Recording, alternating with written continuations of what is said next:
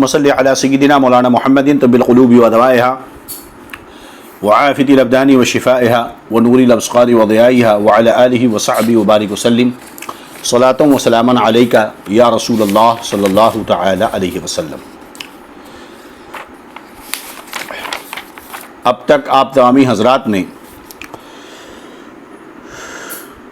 درس تفسیر قرآن میں قرآن مقدس کی سورۃ البقر کی 101 آیتوں کا ترجمہ اور اس کی تفاسیر سماعت کر لی۔ 102 نمبر کی آیت ہے، بڑی آیت ہے۔ اس سے پہلے بنی اسرائیل کے ان جھوٹے وعدوں اور جو ان کے بدگمانیاں تھیں کہ جنت صرف انہی کے لیے بنائی گئی ہے اور انہیں عذاب زیادہ دن نہیں دیا جائے گا، زیادہ سے زیادہ ان کو جو عذاب ہوگا وہ 40 دن کا عذاب ہوگا، اس کے علاوہ اور کچھ نہیں۔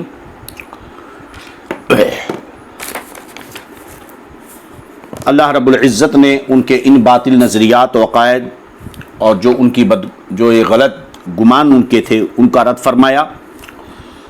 اب ان کے بعد ان کا یہودیوں کے ایک اور تاریخ کا یہاں پر ذکر ہے اس آیت کریمہ میں، جو ان کی ایک اپنی تاریخ تھی اور غلط نظریات تھے کہ وہ حضرت سیدنا سلیمان علی نبینا علیہ السلام کو بھی جس طرح دیگر انبیاء کرام کی تکذیب کی، ان کی خواہش اور ان کی منشا کے مطابق احکام جب نہ آئے تو ان کی مخالفت کی، انکار کیا، یہاں تک کہ شہید کیا بہت سارے انبیاء کرام کو، اسی طرح ان لوگوں نے حضرت جبریل علی نبینا علیہ السلام کو اپنا دشمن کہا، اور حضرت سیدنا سلیمان علی نبینا علیہ السلام کو وہ لوگ نبی مانتے تھے، اور یہ کی مگر اس کے باوجود کہتے تھے کہ آخر عمر میں انہوں نے جادو کیا اور معاذ اللہ کا انکار کر بیٹھے، استغفر اللہ۔ تو رب تبارک و تعالی نے اپنے نبی کی زبان میں ان کا رد کیا اور حضرت سلیمان علیہ السلام کی عظمت و شان کو بیان فرمایا۔ چنانچہ اللہ رب العزت ارشاد فرماتا ہے یہودیوں کی ایک غلط عادت و اطوار کو، کفریہ اعمال کو، قال اللہ عز وجل اعوذ باللہ من الشیطان الرجیم بسم اللہ الرحمن الرحیم واتبعوا ما تتلو الشیاطین علی ملک سلیمان وما کفر سلیمان ولکن الشیاطین کفروا یعلمون الناس السحر۔ اللہ فرماتا ہے واتبعوا ما تتلو الشیاطین علی ملک سلیمان، واتبعوا اور اس کے پیرو ہوئے، اس چیز کی پیروی کی، ما تتلو الشیاطین جو شیاطین پڑھا کرتے تھے، علی ملک سلیمان سلطنت سلیمان کے زمانے میں، وما کفر سلیمان اور سلیمان نے کفر نہ کیا، ولیکن الشیاطین کفروا ہاں شیطان کافر ہوئے، یعلمون الناس السحر لوگوں کو جادو سکھاتے، وما انزل علی الملکین ببابل ہاروت و ماروت اور وہ جو بابل میں 2 فرشتوں ہاروت و ماروت پر اترا، وما يعلمان من احد حتى يقولا انما نحن فتنة فلا تکفر،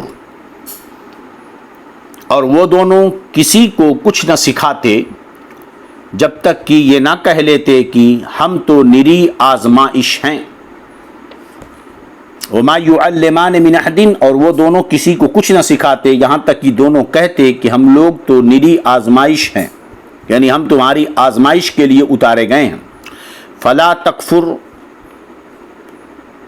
تو اپنا ایمان نہ کھو، یعنی کفر نہ کرو۔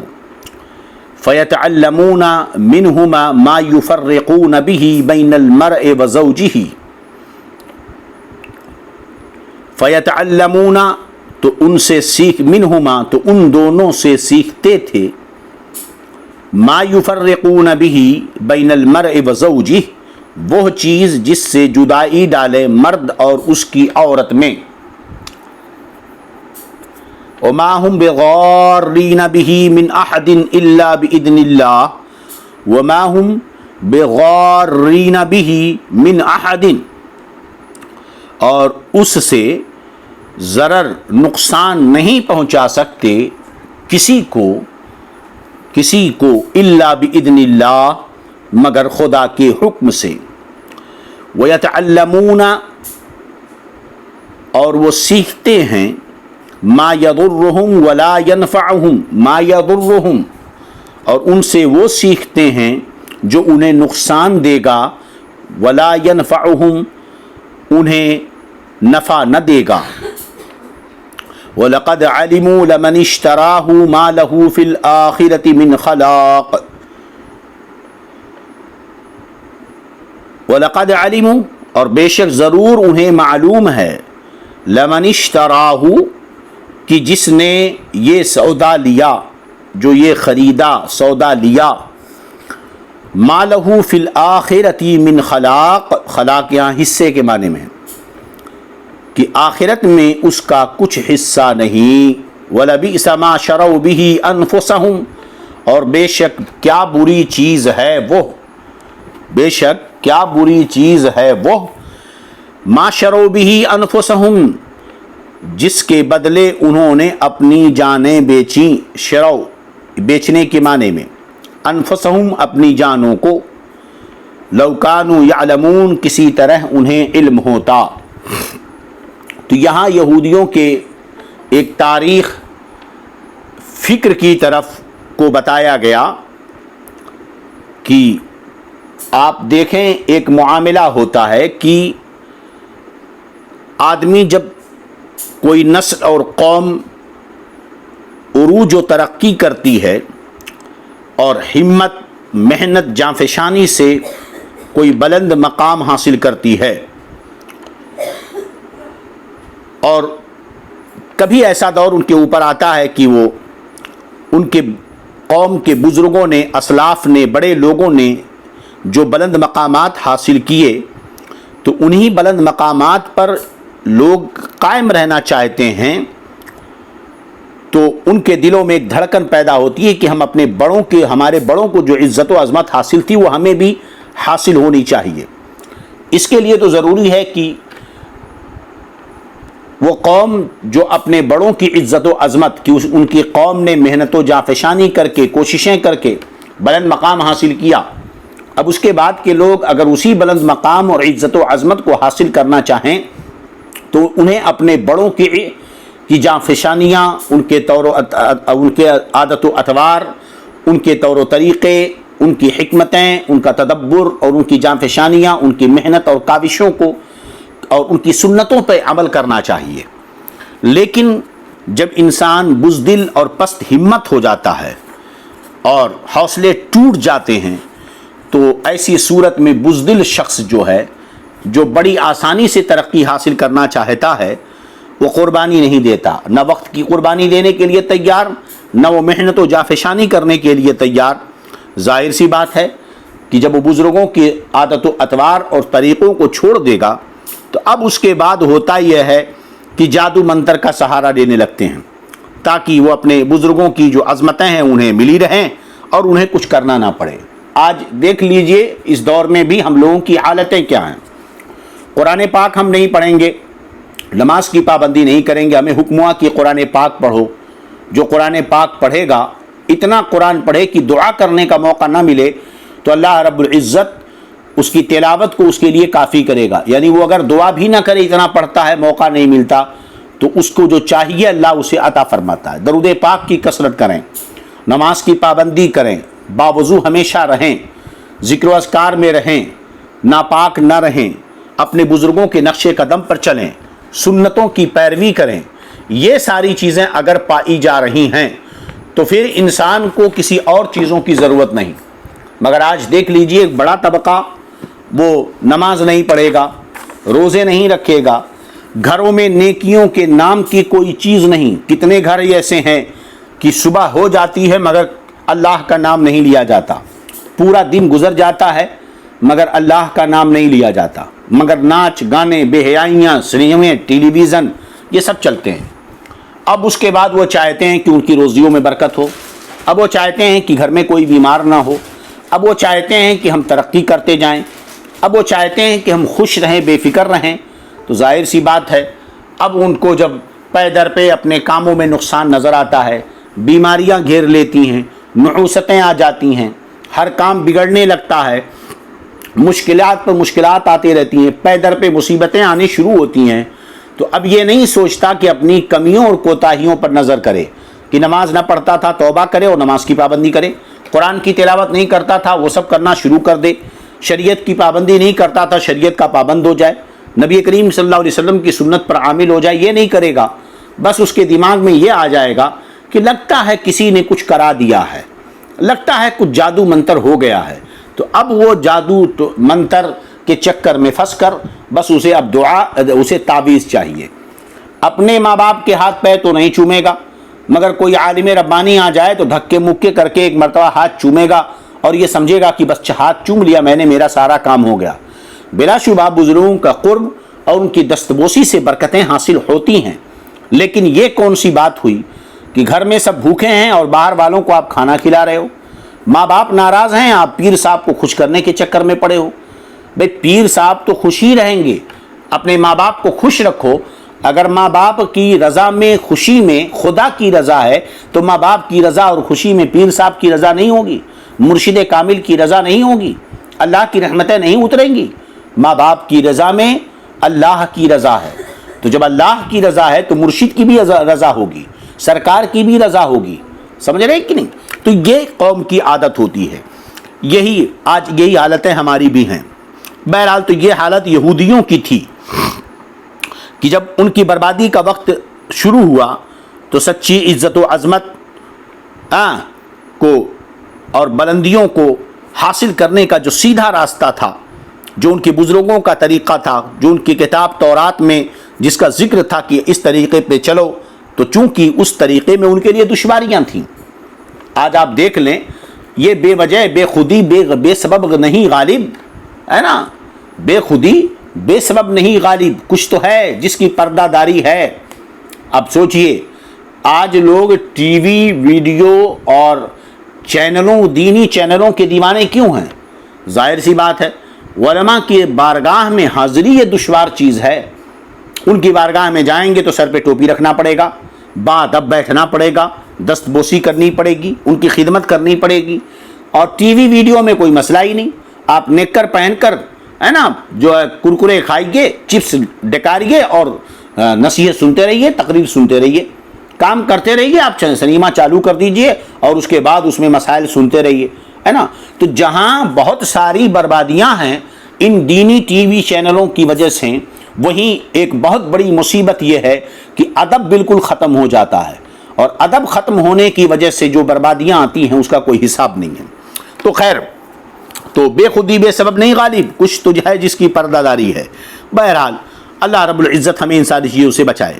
تو دیکھیے تورات میں جو نشانیاں, جو راستے نشاندہی کے لیے کی گئی تھی, چونکہ اس پر ان کو چلنا بڑا دشوار تھا ہے نا, بہت دشوار تھا ان کے لیے چلنا. تو شریعت کی پابندی کوئی اتنی آسان چیز تھوڑی ہے. اسی لیے تو دیکھیے کہ کرامتوں کے ذکر کے بعد شہرت حاصل کرنا بڑا آسان ہے.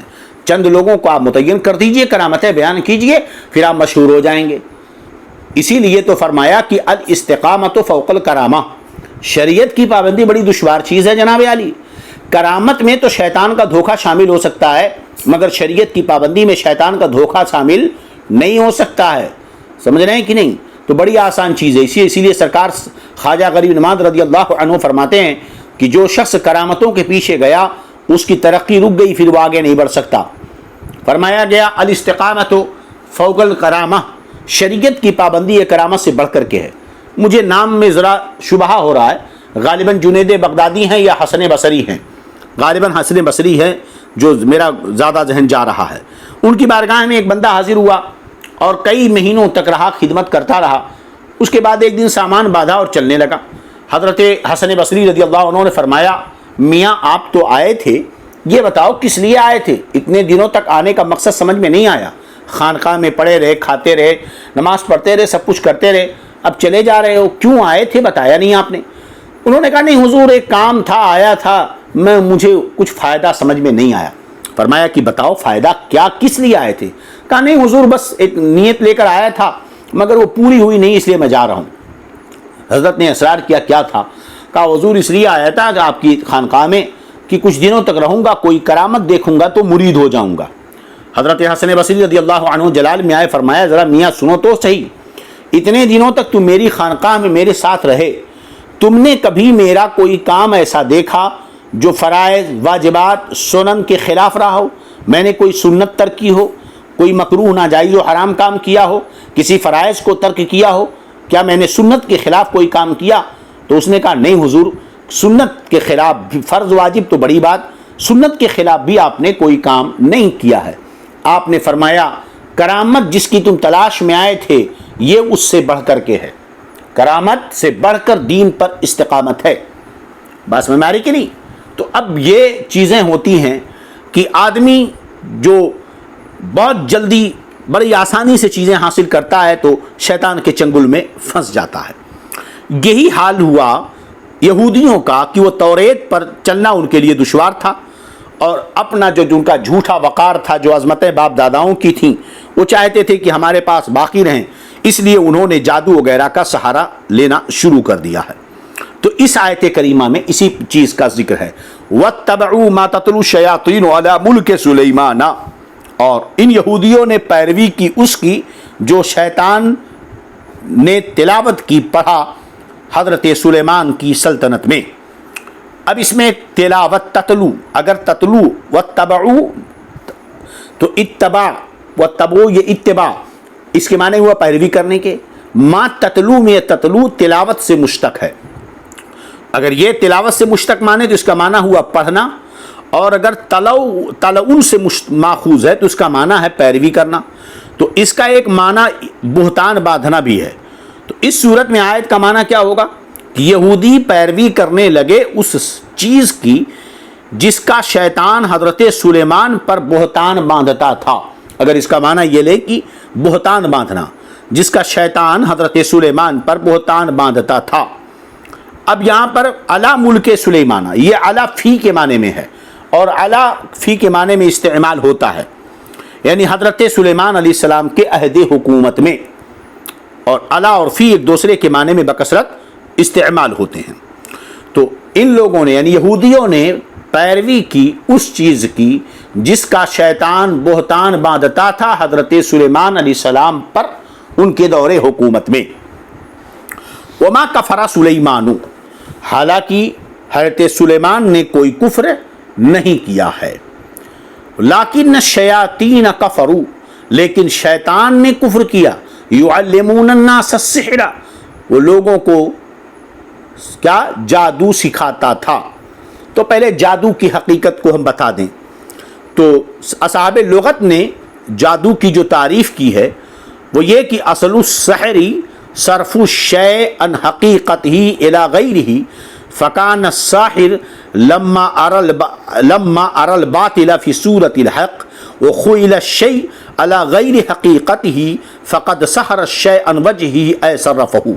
تاج العروس میں یہی اس کی وضاحت کی گئی، یعنی سحر کا اصلی معنی ہے کسی چیز کی حقیقت کو بدل دینا، گویا جب ساحر جھوٹ کو سچ کر کے دکھاتا ہے یا چیز اپنی حقیقت کے خلاف نظر آنے لگتی ہے تو گویا اس نے اس شے کی حقیقت کو بدل دیا ہے۔ یہ تو ہے سحر کی لغوی تحقیق۔ اصطلاحی تحقیق یہ ہے کہ ایسے الفاظ، سحر کی اصطلاحی تعریف، ایسے الفاظ اور اعمال کے جاننے اور کرنے کو سحر کہا جاتا ہے جن سے انسان کو شیاطین کا تقرب حاصل ہوتا ہے اور وہ اس کے فرما بردار بن جاتے ہیں۔ لہذا ایسے اعمال اور ایسے طریقے جس میں انسان شیطانوں کا تقرب حاصل کر لیتا ہے اور شیطانوں کا جو ہے شیطان اس کے فرما بردار ہو جاتے ہیں۔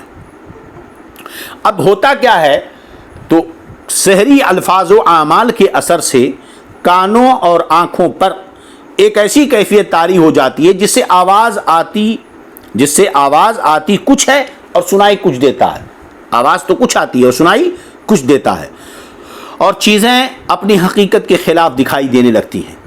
البتہ بعض لوگوں کا خیال یہ ہے کہ چیزیں اپنی حقیقت کے خلاف صرف دکھائی ہی نہیں دیتی ہیں بلکہ ان کی حقیقت بھی بدل جاتی ہے.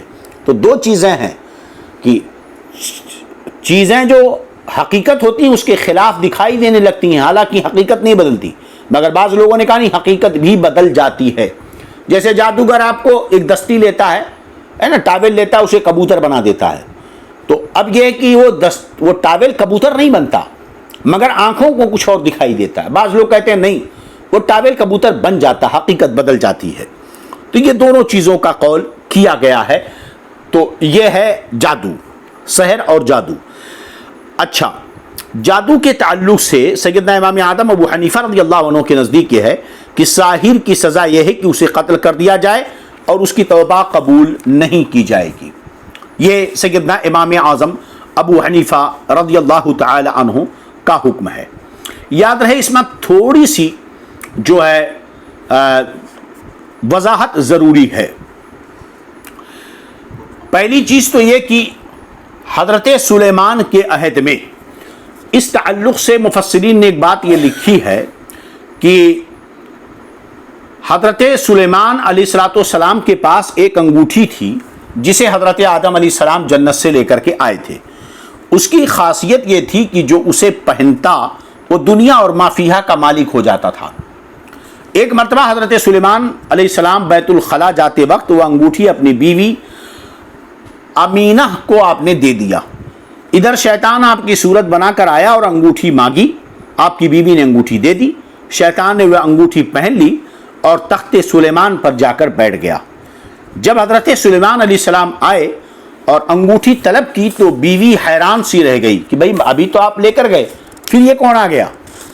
تو حضرت سلیمان علیہ السلام سمجھ گئے کہ یہ اللہ تعالیٰ کی جانب سے کوئی آزمائش ہے. شیطان جس کا نام صخر المارد تھا 40 دن تک آپ کی کرسی پر بیٹھا حکومت کرتا رہا. اس درمیان شیطان نے جادو کی کتابیں کرسی کے نیچے دفن کر دیا. پھر 40 دن مکمل ہونے پر حضرت سلیمان علیہ السلام بحکم الہی دوبارہ تخت نشین ہوئے اور آپ نے شیطان کو سزا دی. علامہ صابی نے اس کی وضاحت فرمائی ہے. تو علامہ پائی جاتی ہیں. تو ہم یہاں پر کچھ روایتوں میں یہ ہے جس کا ہم تذکرہ آگے کریں گے. بہرحال اب یہ کہ حضرت صدر الافاضل علامہ نعیم الدین مراد آبادی رضی اللہ عنہ فرماتے ہیں کہ یہودی حضور صلی اللہ علیہ وسلم کے زمانے تک اسی حالت میں رہے کہ وہ جادو سیکھتے سکھاتے رہے. یعنی اور ان کا عقیدہ یہ بن گیا, انہوں نے ایک من گھڑت بات پھیلا دی. اب اس میں ایک قول یہ بھی پایا جاتا ہے جو بعض مفسرین نے نقل فرمایا سحر کے حوالے سے کہ یہ واقعہ اس میں ہے کیا. تو ایک قول یہ ہے کہ حضرت سلیمان علیہ السلام کے زمانے میں بنی اسرائیل جادو سیکھنے میں مشغول ہوئے, تو حضرت سلیمان علیہ السلام نے ان کو اس سے روکا اور ان کی کتابیں لے کر اپنی کرسی کے نیچے دفن کر دیا. حضرت سلیمان علیہ السلام کی وفات کے بعد شیطان نے وہ کتابیں نکال کر لوگوں سے کہا کہ حضرت سلیمان علیہ السلام اسی کے زور سے سلطنت کرتے تھے. آپ کی وصال کے بعد بنی اسرائیل کے نیک جو لوگ تھے ان نیک علماء نے تو اس کا انکار کیا, لیکن ان کے جاہل لوگ جادو کو حضرت سلیمان کا علم مان کر اس کے سیکھنے پر ٹوٹ پڑے. انبیاء کرام علیہ السلام کی کتابیں چھوڑ دیں کیونکہ جادو میں تو بہت کچھ مل رہا تھا, نبیوں کی کتابیں پڑھنی چھوڑ دیں. حضرت سلیمان علیہ السلام پر ملامت شروع کر دی. تو یہ آیت کریمہ نازل ہوئی کہ ہمارے آقا صلی اللہ علیہ وسلم کے زمانے تک یہودیوں کا یہی حال رہا کہ وہ حضرت سلیمان کو معاذ اللہ جادوگر سمجھتے رہے. اللہ تعالیٰ نے حضور نبی اکرم صلی اللہ علیہ وسلم کے ذریعہ حضرت سلیمان کے جادو سے براعت کا اظہار فرمایا. اس کو فرمایا وَمَا كَفَرَ سُلَيْمَانَ, یہ تو یہودیوں کا طریقہ تھا کہ وہ شیطان کے طریقے پر چل رہے تھے. شیطان نے جو جادو کی کتابیں یا ایک ہی تخت پر جب بیٹھا انگوٹھی لے کر, اس وقت اس نے جادو کی کتابیں تخت پہ نیچے لوگوں کو جادو خوب سکھایا اور اس کی کتابیں بعد میں حضرت سلیمان علیہ السلام نے چھین کر تخت کے نیچے دفن کر دیا ہے نا. تو یہ یہود اور حضرت سلیمان علیہ السلام کے انتقال کے بعد بظاہر دنیا سے پردہ فرمانے کے بعد شیطان ایک آدمی کے پاس, لوگوں کے پاس انسان کی شکل میں گیا اور کہنے لگا کہ میں تمہیں ایک خزانہ بتاتا ہوں. وہ خزانہ یہ ہے کہ سلیمان کے تخت کے نیچے کھودو. حضرت سلیمان علیہ السلام کے تخت کو کھودا گیا تو نیچے وہ کتاب ملی. کہا دیکھو یہ خزانہ ہے, اس میں جو جادو ہے سلیمان اسی کے زور سے حکومت کرتے تھے اور ان کی طاقت و قوت یہی تھی, اور لوگ ٹوٹ پڑے اس کے سیکھنے کی طرف. اس کے بعد یہ چیز چلی آتی گئی اور لوگوں نے یہی سمجھا کہ معاذ اللہ حضرت سلیمان علیہ السلام جادوگر ہیں, اور یہ سرکار کے زمانے تک ان کا عقیدہ یہی بنا رہا کہ حضرت سلیمان علیہ السلام جادوگر ہیں. تو اللہ رب العزت نے یہاں پر اس کی وضاحت فرمائی کہ یہ تو یہودیوں کا طریقہ تھا کہ شیطان نے جو حضرت سلیمان پر تہمت باندھی تھی کہ ان کے دور حکومت میں ایسا ہوا تھا, یہ یہودی اسی کی پیروی کرتے رہے. حالانکہ سلیمان علیہ السلام نے کوئی کفر نہیں کیا, کیونکہ جادو کرنا سیکھنا سکھانا کفر ہے. اب اس کی تفصیل ہم یہاں پر کچھ وضاحت کر دیں. دیکھیے, جادو کی تعریف تو آپ نے سماعت کر لی ہے نا. تو ایک جادو کی تعریف اور بھی سن لیں کہ علماء کرام نے جادو کی تعریف میں یہ بھی کہا ہے کہ کسی شریر بدکار شخص کا مخصوص عمل کے ذریعہ عام عادت کے خلاف کوئی کام کرنا یہ جادو کہلاتا ہے. اور جادو فرما بردار اور نافرمانوں کے درمیان امتیاز کرنے کی ایک چیز ہے. سمجھ رہے ہیں کہ نہیں؟ اچھا, جو جادو کفر ہے اس کا عامل اگر مرد ہو تو اسے قتل کر دیا جائے گا, اور جو جادو کفر نہیں اگر اس سے جان ہلاک ہوتی ہے تو اس کا عامل عمل کرنے والا ڈاکو کے حکم میں ہے, مرد ہو یا عورت, یعنی اس کی سزا قتل ہے. اگر جادوگر توبہ کرے تو اس کی توبہ قبول کی جائے گی, حالانکہ امام اعظم فرماتے توبہ بھی قبول نہیں کی جائے گی. اور احادیث کریمہ میں جیسا کہ امام احمد نے نقل فرمایا حضرت عثمان ابن ابی عاص رضی اللہ عنہ سے کہ حضور صلی اللہ علیہ وسلم نے ارشاد فرمایا, اللہ تعالیٰ کے نبی حضرت داؤد علیہ السلام رات کی ایک گھڑی اپنے گھر والوں کو بیدار کرتے رات میں, اور ارشاد فرماتے اے آل داؤد اٹھو اور نماز پڑھو, کیونکہ اس گھڑی اللہ تعالیٰ جادوگر ناحق ٹیکس لینے والے کے علاوہ ہر ایک کی دعا قبول فرماتا ہے. تو جو لوگ ناحق ٹیکس اصولتے ہیں, جرمانہ مالی لیتے ہیں یا جادوگری کرتے ہیں, ان کی دعا اللہ قبول نہیں کرتا. وہ ایک خاص وقت میں جگاتے تھے. پتہ چلا کہ جادو سیکھنا سکھانا کتنا بڑا جرم ہے. حضرت ابو موسیٰ اشعری رضی اللہ عنہ سے روایت یہاں پر موجود ہے کہ حضور اقدس صلی اللہ علیہ وسلم نے ارشاد فرمایا کہ شراب کا عادی, جادو پر یقین رکھنے والا اور قطع رحمی کرنے والا جنت میں داخل نہیں رہے گا. بات سمجھ میں آ رہی کہ نہیں؟ چلیے اب جو ہے یہاں پر اس بات کی وضاحت ہو جانی چاہیے کہ یہاں پر اللہ رب العزت نے حضرت سلیمان علیہ السلام کی برات میں یہ آیت کریمہ نازل فرمائی. یاد رہے کہ حضرت موسیٰ علیہ السلام کی شریعت کا حکم یہ تھا کہ اس میں سحر کرنا مطلقاً کفر تھا, مگر شریعت محمدی میں جو ہے اس میں تفصیل ہے. ہم نے جو تفصیل یہاں پر بیان کر دی. بہرحال یہاں یہ سمجھ لیں کہ جو شخص جادو کی صحت کا اعتقاد رکھے, یعنی اسے جائز تصور کرے اور جادو ہی کو مؤثر حقیقی جانے, وہ کافر ہے. اچھا, دوسری صورت, جو سحر کفر ہے اس کا عامل اگر مرد ہو تو قتل کر دیا جائے گا, اور عورت ہو تو اسے قید میں ڈالا جائے گا, ہے نا. یہ مسئلے کی ہم وضاحت کر رہے ہیں, اقوال الگ الگ ہم نے پیش کیے, مگر اب جو اصل مسئلہ ہے اس کو بیان کر رہے ہیں. جو سحر کفر نہیں مگر اس سے جانیں ہلاک کی جاتی ہیں تو اس کا عمل کرنے والا ڈاکو کے حکم میں, چاہے مرد ہو چاہے عورت, اور یہ کہ ساحر کی توبہ قبول کی جائے گی. سحر کا سیکھنا سکھانا یہ اس وقت کفر ہے جب کہ اس میں کفریہ کلمات یا کفریہ شرطیں ہوں, کفار کے دیوی دیوتاؤں کی پوجا ہو, ان سے استعانت و مدد کی جائے شیاطین کی, یہ ساری شرطیں ہوں, اور اسے عمل کے لیے سکھایا جائے. اور اگر حق و باطل میں امتیاز کے لیے ہو تو سکھانا سیکھنا دونوں جائز ہے, بشرطے کہ اس کے کفریات کا معتقد نہ ہو۔ چلیے، تو اب یہاں پر ہم نے جادو کے احکام اور ان ساری چیزوں کی وضاحت ہم نے کر دی۔ تو اللہ فرماتا ہے کہ چونکہ یہ یہودی شیطان نے جو حضرت موسیٰ پر بہتان باندھا تھا اسی کی وہ پیروی کرتے رہے، اللہ نے فرمایا شیطان نے یہودیوں کو یہی سکھایا تھا کہ سلیمان نے کفر کیا، معاذ اللہ سلیمان نے جادو سکھایا اور جادو کے زور پر وہ حکومت کرتے تھے۔ اللہ فرماتا ہے کہ سلیمان نے کفر نہیں کیا ہے، کیونکہ جادو یہ کفر ہے۔ اب ان کے اعتقاد کو چند سمجھیں۔ یہود و نصارہ حضرت سلیمان علیہ السلام کی رسالت کو مانتے تھے اور خشک و تر پر ان کی فرما ان کی حکومت کا بڑے فخر سے ذکر کرتے تھے، مگر وہ یہ بھی کہتے تھے کہ آخری عمر میں حضرت سلیمان نے توحید کو چھوڑ دیا اور اپنی مشرک بیویوں کے باطل خداؤں کی پرستش کرنے لگے۔ چنانچہ بائبل میں جو بائبل ہے اس میں یہ لکھا ہوا ہے کہ سلیمان بادشاہ فرعون کی بیٹی کے علاوہ بہت سی اجنبی عورتوں سے محبت کرنے لگا اور سلیمان انہی کے عشق کا دم بھرنے لگا اور ان کی بیویوں نے اس کے دل کو پھیر دیا، کیونکہ جب سلیمان بڈھا ہو گیا تو اس کی بیویوں نے اس کے دل کو غیر معبودوں کی طرف مائل کر لیا اور اس کا دل خداوند اپنے خدا کے ساتھ کامل نہ رہا۔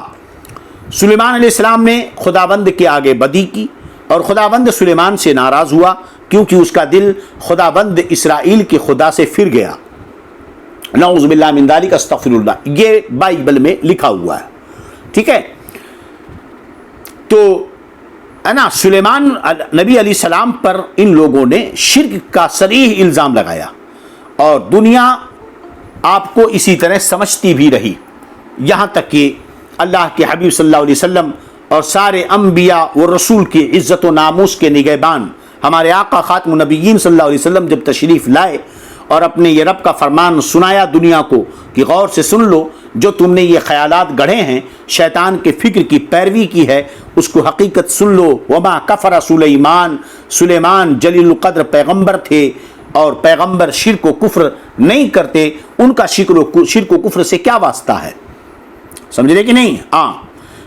لیکن نصارہ نے تعصب کی وجہ سے اس حقیقت کو تسلیم نہیں کیا، لیکن صدیاں گزرنے کے بعد آخر کار انہیں تسلیم کرنا پڑا کہ جو خدائے برحق نے اپنے نبی برحق کی زبان حقیقت ترجمان سے کہلوایا کہ سلیمان نے کفر نہیں کیا، جادو نہیں کیا۔ چنانچہ انسائکلوپیڈیا برٹانیکا جلد 2 صفحہ 952 پر محققین یہاں پر یہ لکھا ہے، لکھنا پڑا محققین کو کہ سلیمان علیہ السلام خدائے واحد کے مخلص پرستار تھے۔ اس سے بھی بڑھ کر یہ کہ مسیحی دنیا کے فضلاء نے انسائکلوپیڈیا ببلیکا میں انجیل کی ان آیت کے متعلق صراحتاً لکھ دیا کہ یہ غلط ہیں اور بعد میں لوگوں نے ملائے ہیں۔ سبحان اللہ، اللہ ذالک ہے۔ حضرت سلیمان تہمت شرک سے مبرہ ہیں۔ اللہ تعالیٰ نے قرآن اور حامل قرآن کی اس صفت کا بار بار اعلان فرمایا کہ وہ پہلے انبیاء و رسول اور آسمانی کتابوں کی تصدیق کرنے کے لیے آیا اور ان کی تہمتوں اور بہتانوں سے ان کی برات کرنے کے لیے آیا، جو صرف غیروں ہی نے نہیں بلکہ ان کے اپنے ماننے والوں نے بھی اپنے انبیاء پر چسپاں کر رکھی تھی۔ جن لوگوں نے بھی انبیاء کرام پر غلط الزامات لگائے، یہ قرآن ان انبیاء کی صداقت، ان کی سچائی، پاک دامنی کو بیان کرنے کے لیے آیا، اور یہ نبی برحق محبوب دو جہاں آخری پیغمبر ہمارے نبی محمد الرسول اللہ صلی اللہ علیہ وسلم اب تمام انبیاء اور دین اسلام کی عزت و عظمت کے لیے اور تمام انبیاء کی عظمتوں کی تحفظ کے لیے دنیا میں تشریف لائے، ان کی تصدیق کرنے کے لیے۔ تو یہ ہم نے جو ابھی پیش کیا، علامہ پیر کرم شاہ ازہری رحمۃ اللہ علیہ نے جو ہے تفسیر ضیاء القرآن میں جو ہے یہ نقل فرمایا ہے بائبل کے حوالے سے اور انسائکلوپیڈیا کے حوالے سے، جس کو ہم نے یہاں پر ذکر کیا ہے۔ اب یہ تو حضرت سلیمان علیہ السلام کی برات کا یہاں پر ذکر ہو گیا جو اتنی آیتوں میں تھا۔ یہ بات اگر آپ کے ذہن میں آ گئی تو وَاتَّبَعُوا مَا تَتْلُو الشَّيَاطِينُ عَلَىٰ مُلْكِ سُلَيْمَانَ وَمَا كَفَرَ سُلَيْمَانَ وَلَٰكِنَّ الشَّيَاطِينَ كَفَرُوا يُعَلِّمُونَ النَّاسَ السِّحْرَ۔ سلیمان نے کفر نہیں کیا، شیطان نے کفر کیا، لوگوں کو یہ جادو سکھاتے تھے۔ یہ وضاحت یہاں پر ہو گئی کہ حضرت سلیمان علیہ السلام کی برات کا اظہار جو ہے قرآن مقدس نے بیان فرمایا۔ یہاں یہ بات پتہ چل گئی سبحان اللہ کہ پیغمبروں کے تعلق سے دشمنان اسلام کے جو الزامات ہیں ان کو دور کرنا اللہ تعالیٰ کی سنت ہے، جیسا کہ لوگوں نے حضرت سلیمان پر جادوگری کی تہمت لگائی اور اللہ تعالیٰ نے اس آیت میں اس تہمت کو دور فرمایا، اور یہ بھی معلوم ہوا کہ جادو کرنا کبھی کفر بھی ہوتا ہے جبکہ اس میں کفریہ الفاظ ہوں۔ اب آگے کی آیت، وما انزل على الملكين ببابل هاروت وماروت وما يعلمان من احد حتى يقولا انما نحن فتنة وما انزل على الملكين، ہے نا، اور وہ جو بابل میں دو فرشتوں ہاروت و ماروت پر اترا اور وہ دونوں کسی کو کچھ نہ سکھاتے جب تک کہ یہ نہ کہہ لیتے کہ ہم تو نری آزمائش ہیں۔ یہ ہاروت و ماروت کے تعلق سے یہاں پر ذکر فرمایا۔ یاد رہے کہ ہاروت و ماروت کے تعلق سے بہت سارے واقعات کتابوں میں موجود ہیں، من گھڑت واقعاتوں کا ذکر ہے، مگر اس کی کوئی حقیقت نہیں ہے۔ مشارحین اور ان سارے لوگوں نے سختی سے اس کا رد فرمایا ہے۔ بات سمجھ میں آ رہی کہ نہیں؟ ہاں، چلیے یاد رہے کہ ہاروت اور ماروت یہ فرشتے تھے، حقیقی فرشتے تھے، ایسا نہیں کہ فرشتہ صفت انسان تھے جیسا کہ بعض لوگوں نے یہ قول کیا ہے، کیونکہ کبھی کبھی نیک انسان پر بھی ملک کا استعمال ہوتا ہے، تو حقیقت یہ ہے کہ وہ حقیقتاً فرشتے تھے، انسان نہیں تھے۔ بات میں آ رہی کہ نہیں؟ ہاں، تو یہ جو دو ہاروت و ماروت تھے، اور یہاں پر بابل کا لفظ ہے۔ بابل ایک شہر کا نام ہے، مورخین کے مطابق یہ دریائے فرات پر واقع ایک آباد اور مشہور شہر تھا جو ایک عرصے تک عراق کا دارالسلطنت رہا، پھر بخت و نصر کے مرنے کے بعد تباہ ہو گیا، اور اب دریائے فرات کے دونوں طرف اس شہر کے کھنڈرات ملتے ہیں، اور یہ بابل علمیت اور عجمہ کی وجہ سے غیر منصرف ہے۔ اب اس کا جو نام پڑا ہے بابل، اس کی وجہ کیا ہے؟ سمجھ رہے کہ نہیں؟ اس کی وجہ تسمیہ کیا ہے؟ اس کے تعلق سے یہ بیان کیا گیا کہ حضرت نوح علیہ السلام نے کشتی سے اتر کر پہلے اسی جگہ قیام کیا، یعنی بابل شہر میں، اور اسی کو شہر بنایا اور اس کا نام ثمانین رکھا۔ ایک ہی دن میں یہاں 80 زبانیں جاری ہوئیں، 80 زبان جاری ہوئی ایک ہی دن میں، ثمانین، تو اس کا نام ہی ثمانین رکھا۔ تو جب 80 زبانیں ایک ہی دن میں اتریں اور سب بولنے شروع کر دیے تو حضرت نوح علیہ السلام نے فرمایا قد تبلبلت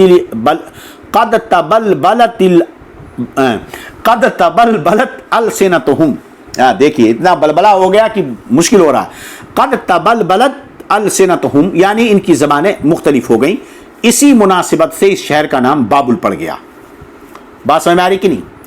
تو بہرحال تو یہ بابل وما انزل علی الملکین، تو ہم نے ملک کے بارے میں بتا دیا کہ بعض مفسرین نے کہا کہ ان فرشتے صفت انسان مراد ہیں، لیکن نہیں، حقیقت یہ ہے کہ یہ دونوں فرشتے تھے، ٹھیک ہے نا؟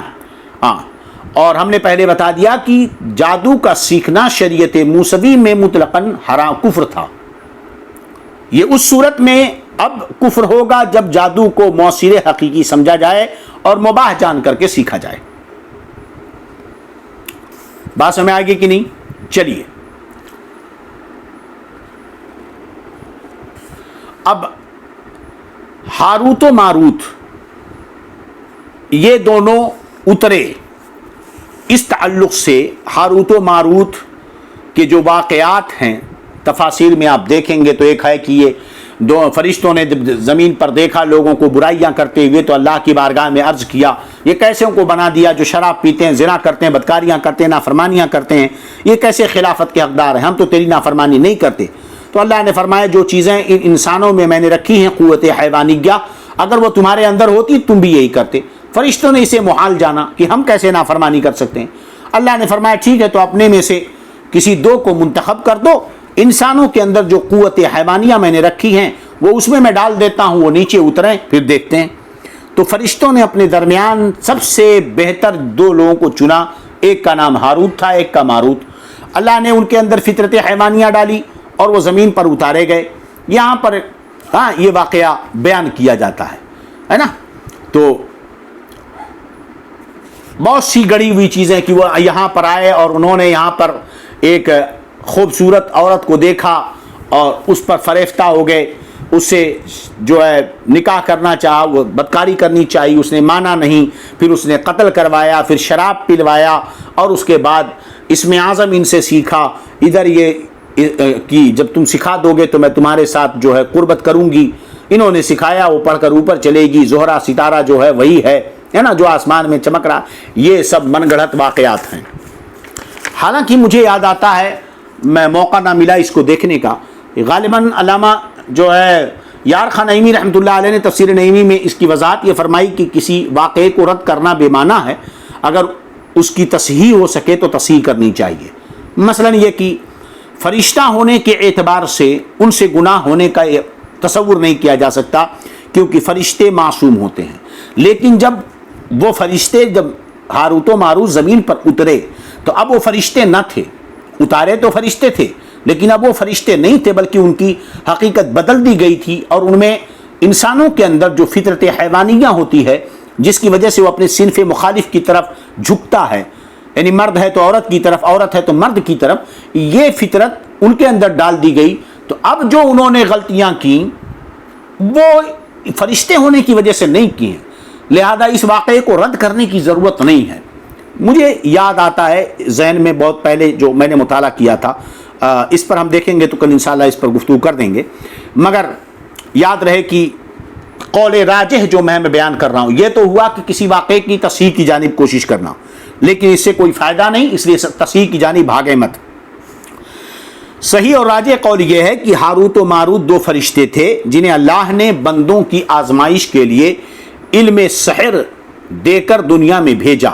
یہ فرشتے لوگوں کو جادو کا علم سکھاتے تھے، مگر سکھانے سے پہلے بتا دیتے تھے کہ عمل جادو کا یہ کفر اور شرک ہے، جو اسے سیکھے اور اس پر عمل کرے گا وہ کافر ہو جائے گا، اور جو اسے بچے گا وہی مومن رہے گا۔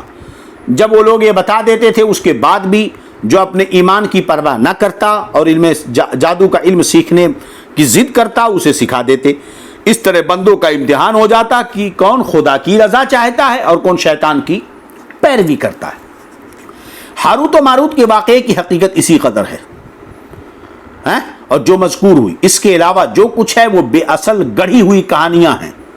سیدی اعلیٰ حضرت رضی اللہ عنہ ایک موقع پر تحقیق کرتے ہوئے فرماتے ہیں کہ قصے ہاروت و ماروت جس طرح عوام میں شائع ہے، ائمہ کرام کو اس پر انکار شدید ہے، جس کی تفصیل شفا شریف اور اس کی شرح میں ہے، یہاں تک کہ امام اجل قاضی عیاض رضی اللہ عنہ نے فرمایا ہذہ الاخبار من کتب الیہود و افترائہم، یعنی یہ خبریں یہودیوں کی کتابوں اور ان کی افترا پردازیوں سے ہے۔ راجح یہی ہے کہ ہاروت و ماروت 2 فرشتے ہیں جن کو رب عز و جل نے ابتلاء خلق کے لیے مقرر فرمایا۔ جو سحر سیکھنا چاہے اسے نصیحت کریں کہ انما نحن فتنۃ فلا تکفر، ہم تو آزمائش ہی کے لیے مقرر ہوئے ہیں تو کفر نہ کرو، اور جو نہ مانے انہیں اپنے پاؤں جہنم میں جائیں، جو نہ مانے اپنے پاؤں جہنم میں جائے، اسے تعلیم کریں تو وہ طاعت میں ہے نہ کہ معصیت میں۔ یعنی فرشتے تو طاعت میں ہیں، اللہ نے انہیں حکم ہی دیا تھا کہ پہلے وضاحت کر دینے کہ سیکھنا کفر ہے، نہیں سیکھنا ایمان ہے، تو یہ رب کا حکم تھا، انہیں وہ کر رہے تھے، سمجھے کہ نہیں؟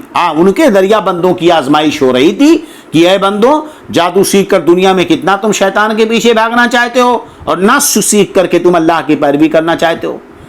بہی قال اکثر المفسرین علی ما عز علیہم من الشفاء شریف، یہی اکثر محققین کا قول ہے۔ تو اب یہ جو ہے ہم نے یہاں پر قصے ہاروت و ماروت کی جو باتیں ہیں اس کو ہم نے آپ کے سامنے ذکر کر دیا۔ اسی کا ذکر آگے اللہ فرماتا ہے وما انزل علی الملکین ببابل ہاروت و ماروت، اور جو دو فرشتوں پر اترا بابل میں ہاروت و ماروت پر، کہاں گیا یہ؟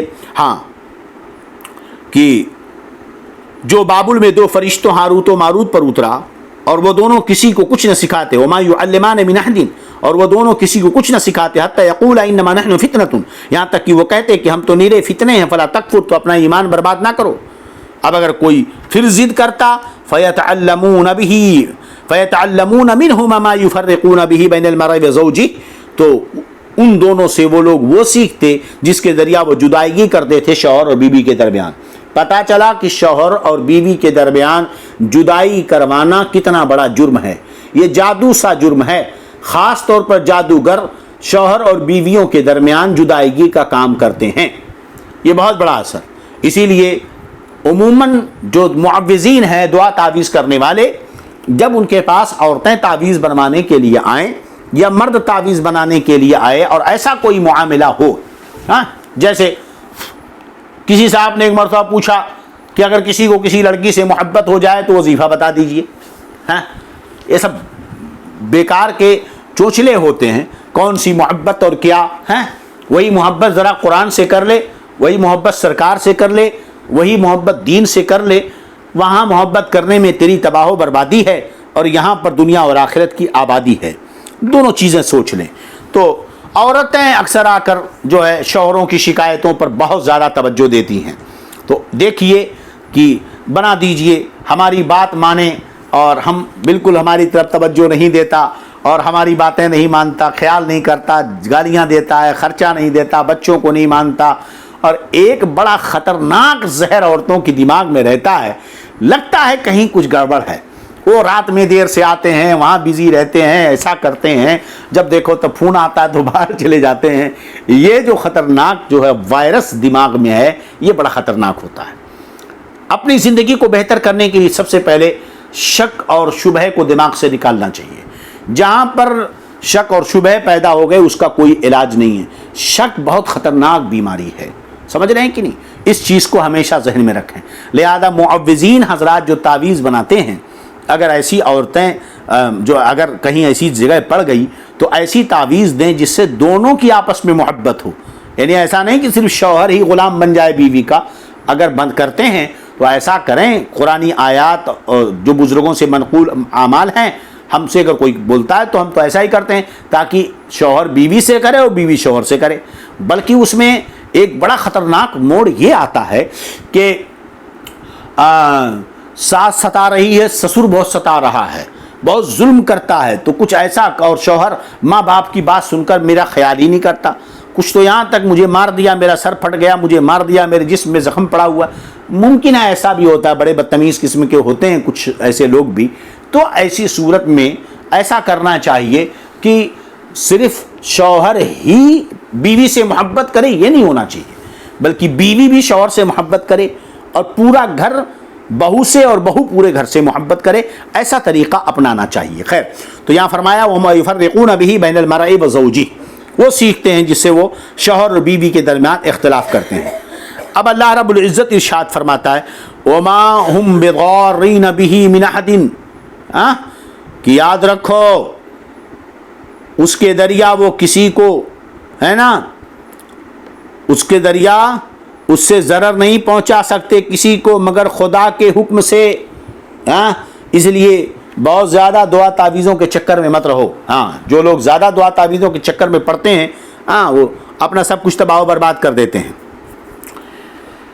چلیے، تو اس کو فرشتے کہتے تھے کہ دیکھو مت سیکھو، اپنا ایمان ضائع مت کرو۔ ہاں، تو اس کے باوجود جو سیکھنا چاہتا تھا وہ سیکھتا تھا۔ تو گویا کہ یہ جو ہاروت و ماروت اترے تھے، ہے نا، یہ فرما برداروں اور نافرمانوں کے درمیان ایک امتحان تھا، سمجھے کہ نہیں؟ ہاں، اللہ فرماتا ہے وَمَا هُمْ بِضَارِّينَ بِهِ مِنْ أَحَدٍ، اس سے یہ مسئلہ پتہ چلا کہ ہر چیز میں موصل حقیقی اللہ تعالیٰ ہے، اور اسباب کی تاثیر اللہ تعالیٰ کی مشیت یعنی چاہنے کے تحت ہے، یعنی اللہ عز و جل چاہے تو ہی کوئی چیز اثر کر سکتی ہے، اگر اللہ تعالیٰ نہ چاہے تو آگ نہ جلا سکتی ہے، پانی نہ بجھا سکتی ہے، دوا سے شفا نہیں مل سکتی۔ وہ اگر چاہ لے تو پانی آگ جو ہے نا، اگر وہ چاہ لے تو جناب آگ سے پیاس بجھے اور پانی میں آگ لگے۔ اگر وہ چاہ لے تو آنکھیں سنیں اور کان بولے، زبان سونگھے، ناک دیکھے، اگر وہ چاہے۔ ہاں، یہ ساری تاثیریں رب تبارک و تعالیٰ کی طرف سے ہے۔ یاد رہے کہ جادو میں اثر تو ہوتا ہے، اس میں کوئی دو رائے نہیں ہے۔ مگر جب جادو میں نقصان کی تاثیر ہے تو سوچو قرآنی آیات میں شفا ضرور ہے۔ وَنُنَزِّلُ مِنَ الْقُرْآنِ مَا هُوَ شِفَاءٌ وَرَحْمَةٌ لِّلْمُؤْمِنِينَ۔ سمجھ رہے ہیں کہ نہیں؟ ہاں، یوں ہی جب کفار جادو سے نقصان پہنچا سکتے ہیں تو خدا کے بندے بھی کرامت کے ذریعہ نفع پہنچا سکتے ہیں۔ حضرت عیسیٰ علیہ السلام نے بیماروں کو، اندھوں کو، کوڑیوں کو شفا بخشا، جس کا ذکر قرآن پاک میں موجود ہے۔ بات سمجھ رہے ہیں کہ نہیں؟ ہاں، تو اس لیے یہ بھی کہنا صحیح نہیں کہ جادو میں اثر نہیں ہوتا ہے، اور یہ بھی تصور کر لینا کہ جادو ہو گیا تو اب ٹھیک ہی نہیں ہوگا۔ ہم نے اس سے پہلے وظائف بتا دیے تھے، آپ حضرات اس پر عمل کریں گے تو انشاءاللہ جادو کی تباہ کاریوں سے اور بلاؤں سے محفوظ ہو جائیں گے۔ ٹھیک ہے، چلیے اب اس کے بعد آخری آیت آج کے درس کی۔ اللہ فرماتا وَلَوْ أَنَّهُمْ آمَنُوا وَاتَّقُوا لَمَثُوبَةٌ مِّنْ عِندِ۔ اچھا، یہاں مکمل ہو گیا نا۔ وہ کسی کو اللہ کے حکم کے بغیر نقصان نہیں پہنچا سکتے۔ وَيَتَعَلَّمُونَ مَا يَضُرُّهُمْ وَلَا يَنْفَعُهُمْ۔ وہ وہی سیکھتے ہیں جو انہیں نقصان پہنچاتا ہے، اسے نفع نہیں ہے، کہ ایمان برباد ہوگا، دنیا تباہ ہوگی، جادوگروں کی شکلیں بدل جاتی ہیں، منہ سے بدبو آنے لگتی ہے، سمجھ، لیکن ان کے پاس بیٹھنے پر ایک نحوست سی محسوس ہوتی ہے، نحوست لگتی ہے۔ کاش وہ جانتے جو انہوں نے خریدا ہے کہ آخرت میں ان کا کوئی حصہ نہیں، جب کفر کیا تو جہنم میں جائیں گے۔ کتنا ہی برا سودا کیا انہوں نے اپنی جانوں کا، کاش انہیں اس کا علم ہوتا۔ اللہ ارشاد فرماتا ہے وَلَوْ أَنَّهُمْ آمَنُوا وَاتَّقُوا لَمَثُوبَةٌ مِّنْ عِندِ اللَّهِ خَيْرٌ لَوْ كَانُوا يَعْلَمُونَ۔ وَلَوْ أَنَّهُمْ، اگر وہ ایمان لاتے، وَلَوْ أَنَّهُمْ آمَنُوا، اگر وہ لوگ ایمان لاتے، وَاتَّقُوا، اور پرہیزگاری اختیار کرتے، لَمَثُوبَةٌ مِّنْ عِندِ اللَّهِ، تو اللہ کے یہاں کا ثواب بہت اچھا، خیرٌ، بہت اچھا ہے، لَوْ كَانُوا يَعْلَمُونَ، کسی طرح انہیں علم ہوتا، کسی طرح انہیں علم ہوتا، تو ایمان لانا ان کے لیے بہتر تھا کہ اگر یہ یہودی حضور صلی اللہ علیہ وسلم قرآن پاک پر ایمان لے آتے تو سوچتے کہ ان کے لیے ثواب کتنا بڑا ہے، کتنا اچھا کام کیا انہوں نے۔ مگر جب ان کی آنکھیں بھی بند ہو گئیں، ان کے کان بھی بند ہو گئے، آخرت کی عظیم نعمت کے بدلے میں انہوں نے دنیا کو خرید لیا، سمجھ رہے ہیں کہ نہیں؟ تو پھر ان کے لیے بربادی ہی بربادی ہے۔ چلیے خیر، اللہ رب العزت ہم سب کے ایمان و عقیدے، جان و مال، عزت و آبرو کی حفاظت فرمائے اور جادو اور سحر کی بلاؤں سے بچائے۔ بولنے پڑھنے سننے میں عمدن صابن خطان جو خطا و لفظی غلطیاں ہوئیں، ہم توبہ استغفار کرتے ہیں۔ استغفر اللہ استغفر اللہ استغفر اللہ ربی من کل ذنب واتوب الیہ، اشہد ان لا الہ الا اللہ واشہد ان محمدا عبدہ ورسولہ۔ السلام علیکم ورحمۃ اللہ تعالی وبرکاتہ۔